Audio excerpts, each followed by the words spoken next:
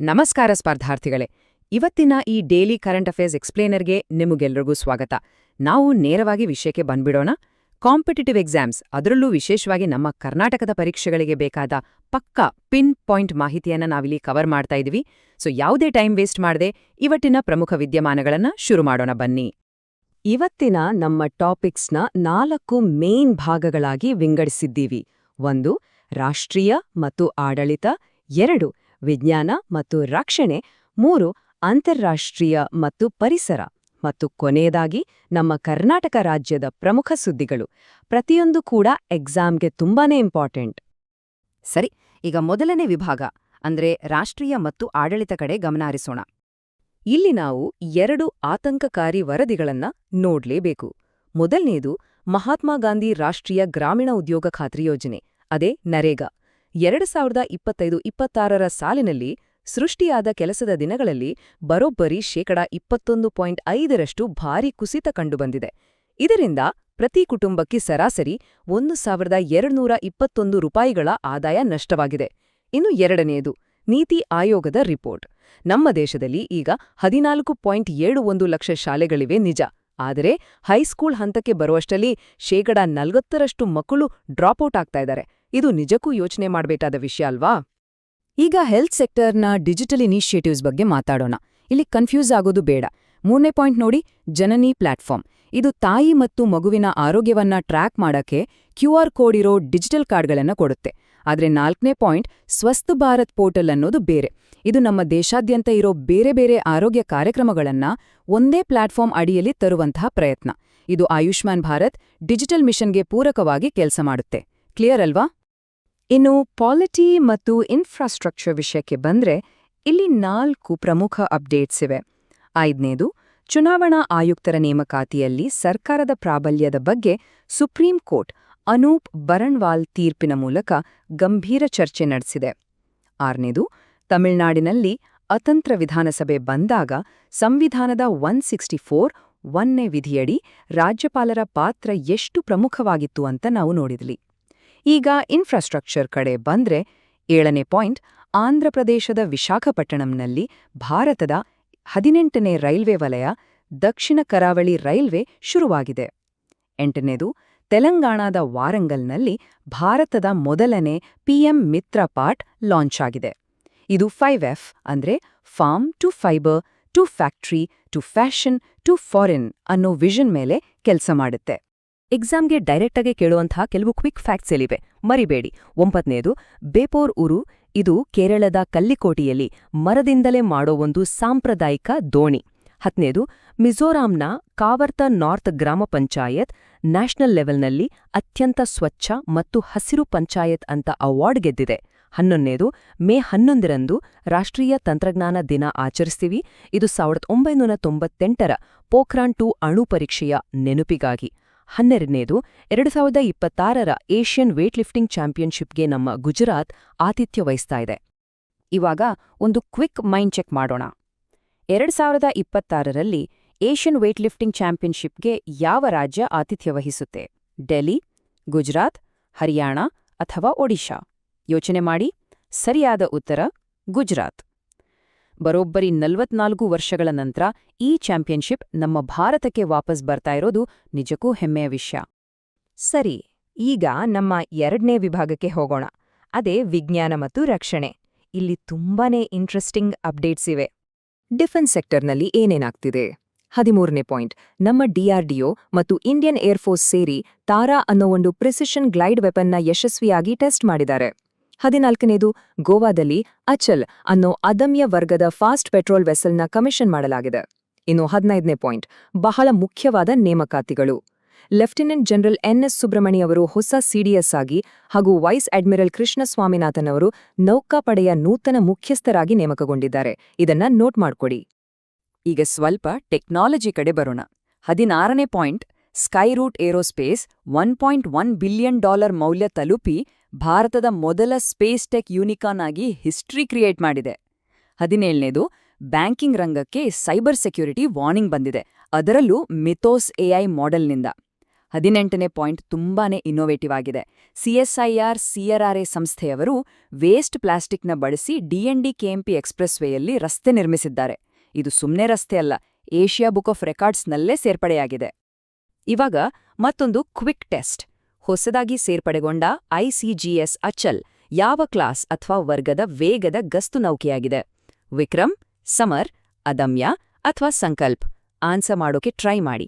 S, ಸರಿಯಾದ ಉತ್ತರ ಅದಮ್ಯ ಕ್ಲಾಸ್. ನಮ್ಮ ಇಂಡಿಯನ್ ಕೋಸ್ಟ್ ಗಾರ್ಡ್ಗೆ ಇದು ಒಂದು ದೊಡ್ಡ ಬಲ. ಮುಂದಿನ ವಿಭಾಗಕ್ಕೆ ಹೋಗೋಣ.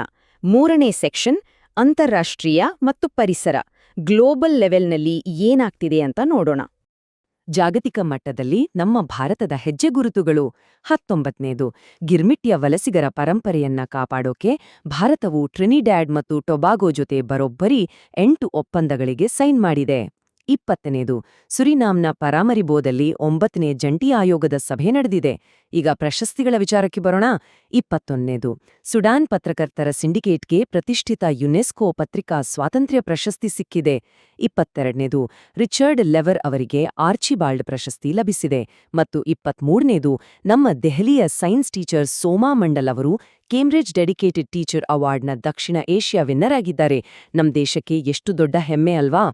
ಪರಿಸರದ ವಿಚಾರಕ್ಕೆ ಬಂದ್ರೆ ಎಕ್ಸಾಮ್ಗೆ ಬೇಕಾದ 2 ಕೋರ್ ಟಾಪಿಕ್ಸ್ ಇವೆ. 24ನೇ ಪಾಯಿಂಟ್, ಗ್ಲೋಬಲ್ ವಾರ್ಮಿಂಗ್ ತಡೆಯೋಕಂತಾನೆ UNEP ಅಂದ್ರೆ ವಿಶ್ವಸಂಸ್ಥೆಯ ಪರಿಸರ ಕಾರ್ಯಕ್ರಮ ಮಾರ್ಸ್ ಅನ್ನೋ ಸ್ಯಾಟಲೈಟ್ ಸಿಸ್ಟಮ್ ಮೂಲಕ ಮೀಥೇನ್ ಎಮಿಷನ್ ಅನ್ನ ಟ್ರ್ಯಾಕ್ ಮಾಡ್ತಾ ಇದೆ. 25ನೇದು, ಜಾಗ್ರಫಿ ಸ್ಟೂಡೆಂಟ್ಸ್ಗೆ ಇದು ಗೊತ್ತೇ ಎನ್ನುತ್ತೆ. ಮೆಡಿಟರೇನಿಯನ್ ಸಮುದ್ರದಿಂದ ಬರೋ ಪಾಶ್ಚಿಮಾತ್ಯ ಮಾರುತಗಳ ಅಡಚಣೆಗಳು ಅಥವಾ ವೆಸ್ಟರ್ನ್ ಡಿಸ್ಟರ್ಬೆನ್ಸಸ್ ನಮ್ಮ ವಾಯುವ್ಯ ಭಾರತಕ್ಕೆ ಚಳಿಗಾಲದಲ್ಲಿ ಮಳೆಯನ್ನು ತರ್ತವೆ. ಇನ್ನು ಕೆಲವು ಇಂಟ್ರೆಸ್ಟಿಂಗ್ ಎನ್ವೈರ್ಮೆಂಟ್ ಅಪ್ಡೇಟ್ಸ್ ನೋಡೋಣ. 26ನೇದು, ಜಗತ್ತಿನ ಅತಿ ಚಿಕ್ಕ ಬೆಕ್ಕು ರಸ್ಟಿ ಸ್ಪಾಟೆಡ್ ಕ್ಯಾಟ್ ಮೊದಲ ಬಾರಿಗೆ ನಮ್ಮ ಹರ್ಯಾಣ ಮತ್ತು ಡೆಲ್ಲಿ NCR ಪ್ರದೇಶದಲ್ಲಿ ಕ್ಯಾಮೆರಾದಲ್ಲಿ ಸೆರೆಯಾಗಿದೆ. 27ನೇದು, ಈಕ್ವೆಡಾರ್ನ ಗ್ಯಾಲಾಪಗೋಸ್ ದ್ವೀಪದಲ್ಲಿ ಪರಿಸರ ರಕ್ಷಣೆಗಾಗಿ ಹೊಸ ಸ್ಮಾರ್ಟ್ ಮಾನಿಟರಿಂಗ್ ಸಿಸ್ಟಮ್ ತಂದಿದ್ದಾರೆ. 28ನೇದು, ಮೋಡಗಳಲ್ಲಿ ಕಾಮನಬಿಲ್ಲು ಬಣ್ಣಗಳು ಕಾಣೋ ರೇನ್ಬೋ ಕ್ಲೌಡ್ಸ್ ವಿದ್ಯಮಾನ ರೀಸೆಂಟ್ ಆಗಿ ಇಂಡೋನೇಷ್ಯಾದಲ್ಲಿ ಕಂಡುಬಂತು. ಇದು ಡಿಫ್ರಾಕ್ಷನ್ ಅಥವಾ ಬೆಳಕಿನ ವಿವರ್ತನೆಯಿಂದ ಆಗುವಂಥ ಒಂದು ಅದ್ಭುತ ಪ್ರಕ್ರಿಯೆ. ಮತ್ತೊಂದು ಎಕ್ಸಾಮ್ ಕ್ವೆಶ್ಚನ್, ಈ methane alert and response system ಅಂದರೆ ಮಾರ್ಸ್ ಇದನ್ನ ಸ್ಥಾಪಿಸಿದ ಸಂಸ್ಥೆ ಯಾವುದು? UNFCC, UNEP, WMO ಅಥವಾ IUCN? ಜಸ್ಟ್ ಈಗಷ್ಟೇ ನಾನು ಹೇಳಿದ್ದೆ. ಸರಿಯಾದ ಉತ್ತರ ಬಿ, UNEP. ಹವಾಮಾನ ಬದಲಾವಣೆಯನ್ನ ಟ್ರ್ಯಾಕ್ ಮಾಡೋಕೆ ಇದು ತುಂಬಾನೇ ಕ್ರಿಟಿಕಲ್ ಆಗಿದೆ. ಫೈನಲಿ ನಾವು ಕೊನೆಯ ಮತ್ತು ಅತಿ ಮುಖ್ಯವಾದ ವಿಭಾಗಕ್ಕೆ ಬಂದಿದ್ದೀವಿ, ನಮ್ಮ ಕರ್ನಾಟಕದ ವಿದ್ಯಮಾನಗಳು. KS ಅಥವಾ ಯಾವುದೇ ಸ್ಟೇಟ್ ಎಕ್ಸಾಮ್ಗೆ ಇದು ವೆರಿ ವೆರಿ ಇಂಪಾರ್ಟೆಂಟ್. ಇಲ್ಲಿ ನಾವು ಒಂದು ಕಳವಳಕಾರಿ ವಿಷಯವನ್ನ ಚರ್ಚೆ ಮಾಡಲೇಬೇಕು. NCRB ಬಿಡುಗಡೆ ಮಾಡಿರೋ 2024ರ ಡೇಟಾ ಪ್ರಕಾರ 29ನೇ ಪಾಯಿಂಟ್ ನೋಡಿ, ಕರ್ನಾಟಕದಲ್ಲಿ ರೈತರ ಆತ್ಮಹತ್ಯೆ ಪ್ರಕರಣಗಳು 22.61% ಹೆಚ್ಚಾಗಿದೆ. ಇಡೀ ದೇಶದಲ್ಲಿ ಒಟ್ಟು 10,546 ಕೃಷಿ ಸಂಬಂಧಿತ ಆತ್ಮಹತ್ಯೆಗಳು ರಿಪೋರ್ಟ್ ಆಗಿವೆ. ಇದರಲ್ಲಿ ಮಹಾರಾಷ್ಟ್ರ ಫಸ್ಟ್ ಇದ್ರೆ ದುರದೃಷ್ಟವಶಾತು ಕರ್ನಾಟಕ 2ನೇ ಸ್ಥಾನದಲ್ಲಿದೆ. ಸ್ವಲ್ಪ ಪಾಸಿಟಿವ್ ನ್ಯೂಸ್ ಕಡೆ ಬರೋಣ. ಕೈಗಾರಿಕಾ ರಂಗದಲ್ಲಿ ಕರ್ನಾಟಕ ಮುನ್ನುಗ್ಗುತ್ತಿದೆ. 30ನೇ ಪಾಯಿಂಟ್, ಅಮೆರಿಕಾದ ದೊಡ್ಡ ಸೆಮಿಕಂಡಕ್ಟರ್ ಕಂಪನಿ ಅಪ್ಲೈಡ್ ಮಟೀರಿಯಲ್ಸ್ ನಮ್ಮ ರಾಜ್ಯದಲ್ಲಿ ಬರೋಬ್ಬರಿ 3,600 ಕೋಟಿ ರೂಪಾಯಿಗಳನ್ನ ಇನ್ವೆಸ್ಟ್ ಮಾಡ್ತಾ ಇದೆ. ಇದಕ್ಕಾಗಿ ಬೆಂಗಳೂರಿನ ಸಿಗ್ನೇಚರ್ ಬಿಸಿನೆಸ್ ಪಾರ್ಕ್ನಲ್ಲಿ 140 ಎಕರೆ ಜಾಗವನ್ನು ಅವರಿಗೆ ಅಲಾಟ್ ಮಾಡಲಾಗಿದೆ. ಇದು ನಮ್ಮ ರಾಜ್ಯದ ಟೆಕ್ ಎಕಾನಮಿಗೆ ನಿಜಕ್ಕೂ ಒಂದು ದೊಡ್ಡ ಗೇಮ್ ಚೇಂಜರ್ ಅಂತಾನೆ ಹೇಳಬಹುದು. ಕೊನೆಯ ಪರೀಕ್ಷಾ ಪ್ರಶ್ನೆ ಇಲ್ಲಿದೆ.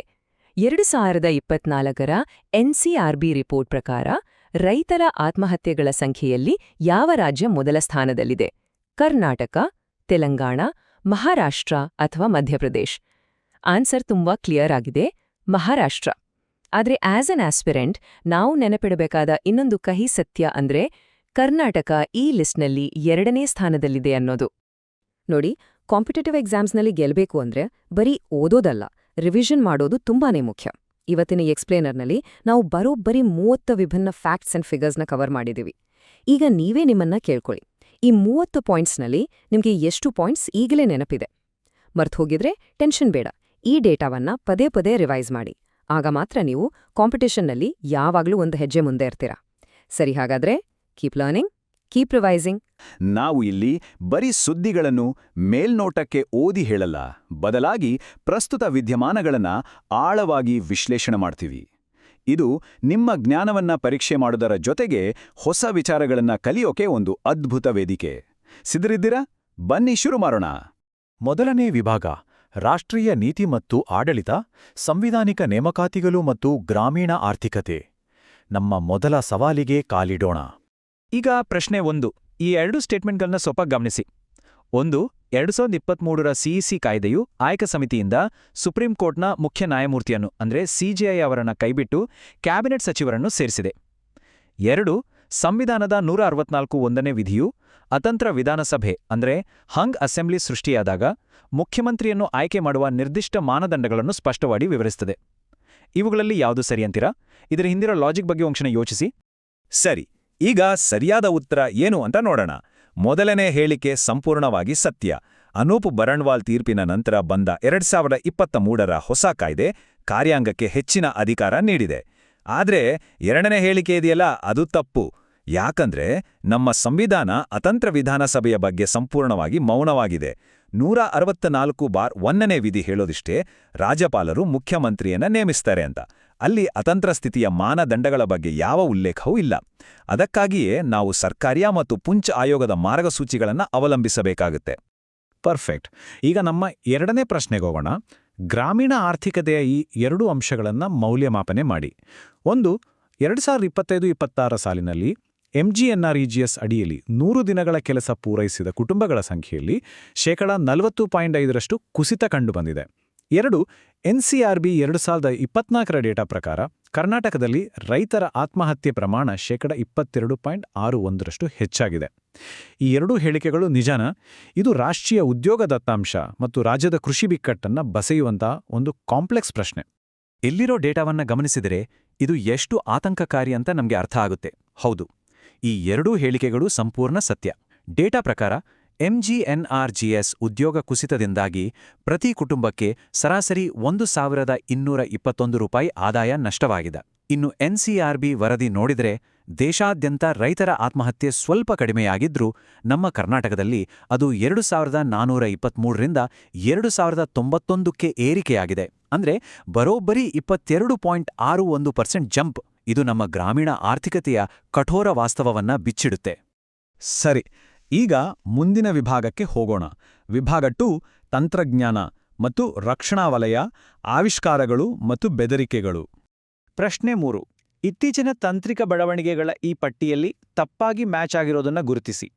1. ತಾರಾ, ಡಿಆರ್ಡಿಒ ಅಭಿವೃದ್ಧಿಪಡಿಸಿದ ಗ್ಲೈಡ್ ಅಸ್ತ್ರ.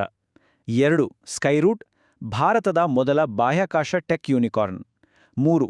ಮಿಥೋಸ್ ಎಐ, ಬ್ಯಾಂಕ್ಗಳಿಗಾಗಿ ಇರೋ ಸೈಬರ್ ರಕ್ಷಣಾ ಸಾಧನ. 4. ಅಪ್ಲೈಡ್ ಮಟೀರಿಯಲ್ಸ್, ಕರ್ನಾಟಕದಲ್ಲಿ 3,600 ಕೋಟಿ ರೂಪಾಯಿ ಮೌಲ್ಯದ ಚಿಪ್ ಘಟಕ. ಇದರಲ್ಲಿ ಯಾವುದು ಸುಳ್ಳು ಅಂತ ಕಂಡುಹಿಡಿಯಿರಿ ನೋಡೋಣ. ಎಸ್, ನೀವ್ ಅನ್ಕೊಂಡಿದ್ದು ಸರಿ. ಇಲ್ಲಿ ತಪ್ಪಾಗಿರೋದು 3ನೇ ಆಯ್ಕೆ. ಯಾಕಂದ್ರೆ ಮಿಥೋಸ್ ಎಐ ಅನ್ನೋದು ಯಾವುದೇ ರಕ್ಷಣಾ ಸಾಧನ ಅಲ್ಲ, ಬದಲಾಗಿ ಅದೊಂದು ಹೊಸದಾಗಿ ಹುಟ್ಕೊಂಡಿರೋ ಅಪಾಯಕಾರಿ ಸೈಬರ್ ಬೆದರಿಕೆ. ಬ್ಯಾಂಕ್ಗಳು ಇದರ ಬಗ್ಗೆ ತುಂಬಾ ಎಚ್ಚರಿಕೆಯಿಂದ ಇರಬೇಕು ಅಂತ ಹಣಕಾಸು ಇಲಾಖೆ ವಾರ್ನಿಂಗ್ ಕೊಟ್ಟಿದೆ. ಉಳಿದಂತೆ ಟಾರಾ ನಿಜಕ್ಕೂ ಸಾಂಪ್ರದಾಯಿಕ ಸಿಡಿತಲೆಗಳನ್ನ ನಿಖರ ಅಸ್ತ್ರಗಳಾಗಿ ಪರಿವರ್ತಿಸುತ್ತೆ.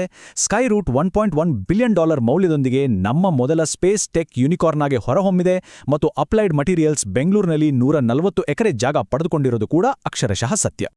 ಓಕೆ, ಈಗ ಪ್ರಶ್ನೆ 4. ಡಿಜಿಟಲ್ ಸಾರ್ವಜನಿಕ ಆರೋಗ್ಯದ ವಿಷಯಕ್ಕೆ ಬಂದ್ರೆ, ಇತ್ತೀಚೆಗೆ ಬಿಡುಗಡೆಯಾದ ಜನನಿ ಪ್ಲಾಟ್ಫಾರ್ಮ್ ಮತ್ತು ಸ್ವಸ್ಥ ಭಾರತ್ ಪೋರ್ಟಲ್ ನಡುವಿನ ಮೂಲಭೂತ ವ್ಯತ್ಯಾಸ ಏನು? ಇವೆರಡೂ ಸರ್ಕಾರದ ಹೆಲ್ತ್ ಪೋರ್ಟಲ್ಗಳೇ ಆಗಿದ್ರೂ ಇವುಗಳ ಉದ್ದೇಶಗಳಲ್ಲಿ ತುಂಬಾ ದೊಡ್ಡ ವ್ಯತ್ಯಾಸ ಇದೆ. ಅದೇನು ಅಂತ ಯೋಚಿಸಿ. ಈ ಎರಡೂ ಪ್ಲಾಟ್ಫಾರ್ಮ್ಗಳನ್ನು ಕಂಪೇರ್ ಮಾಡಿದಾಗ ಸಿಗೋ ಅತಿ ಪ್ರಮುಖವಾದ ಪಾಯಿಂಟ್ ಏನಪ್ಪಾ ಅಂದ್ರೆ, ಜನನಿ ಪ್ಲಾಟ್ಫಾರ್ಮ್ ಸಂಪೂರ್ಣವಾಗಿ ತಾಯಂದಿರ ಮತ್ತು ಮಕ್ಕಳ ಆರೋಗ್ಯ ಹಾಗೂ ಗರ್ಭಾವಸ್ಥೆಯ ಟ್ರ್ಯಾಕಿಂಗ್ಗೆ ಮಾತ್ರ ಮೀಸಲಾಗಿದೆ. ಇದು QR ಕೋಡ್ ಆಧಾರಿತ ಕಾರ್ಡ್ಗಳನ್ನು ಕೊಡುತ್ತೆ. ಆದರೆ ಸ್ವಸ್ಥ ಭಾರತ್ ಪೋರ್ಟಲ್ ಇದೆಯಲ್ಲ, ಅದೊಂದು ಬೃಹತ್ ಅಡ್ಮಿನಿಸ್ಟ್ರೇಟಿವ್ ಸಿಸ್ಟಮ್. ಇಡೀ ದೇಶದ ವಿವಿಧ ಆರೋಗ್ಯ ಕಾರ್ಯಕ್ರಮಗಳನ್ನು ಒಂದೇ ವೇದಿಕೆಯಲ್ಲಿ ತರೋದು ಇದ್ರ ಕೆಲಸ. ಇದು ಡೇಟಾ ಡುಪ್ಲಿಕೇಟ್ ಆಗೋದನ್ನು ತಡೆಯುತ್ತೆ ಮತ್ತು ಇದು ಸಂಪೂರ್ಣವಾಗಿ ABDMಗೆ ಪೂರಕವಾಗಿದೆ. ವಿಭಾಗ 3 ಅಂತಾರಾಷ್ಟ್ರೀಯ ವಿದ್ಯಮಾನಗಳು, ರಾಜತಾಂತ್ರಿಕತೆ ಮತ್ತು ಜಾಗತಿಕ ಪರಿಸರ. ಬನ್ನಿ ಈಗ ಸ್ವಲ್ಪ ಗ್ಲೋಬಲ್ ಪಾಲಿಟಿಕ್ಸ್ ಕಡೆ ಗಮನ ಹರಿಸೋಣ. ಪ್ರಶ್ನೆ 5. ಟ್ರಿನಿಡ್ಯಾಡ್ ಮತ್ತು ಟೊಬಾಗೊ ದೇಶದ ಜೊತೆಗಿನ ಭಾರತದ ದ್ವಿಪಕ್ಷೀಯ ಸಂಬಂಧಗಳ ಬಗ್ಗೆ ಈ ಪ್ರಶ್ನೆ. ಭಾರತವು ಪ್ರವಾಸೋದ್ಯಮ ಸೇರಿದಂತೆ 8 ಒಪ್ಪಂದಗಳಿಗೆ ಸಹಿ ಹಾಕಿದೆಯಾ? ಮತ್ತು ಅದೇ ಸಮಯದಲ್ಲಿ ಗಿರ್ಮಿಟ್ಯಾ ವಲಸಿಗಳಿಗಾಗಿ ಆರ್ಕೈವಲ್ ಒಪ್ಪಂದವನ್ನ ಪ್ರಾರಂಭಿಸಿದೆಯಾ? ರಾಜತಾಂತ್ರಿಕತೆ ಮತ್ತು ಸಾಂಸ್ಕೃತಿಕ ಪರಂಪರೆಯನ್ನ ಕನೆಕ್ಟ್ ಮಾಡೋ ಇಂಟ್ರೆಸ್ಟಿಂಗ್ ಪ್ರಶ್ನೆ ಇದು. ಉತ್ತರ ಏನಂದ್ರೆ ಹೌದು, ಇದು ಸಂಪೂರ್ಣವಾಗಿ ನಿಜ.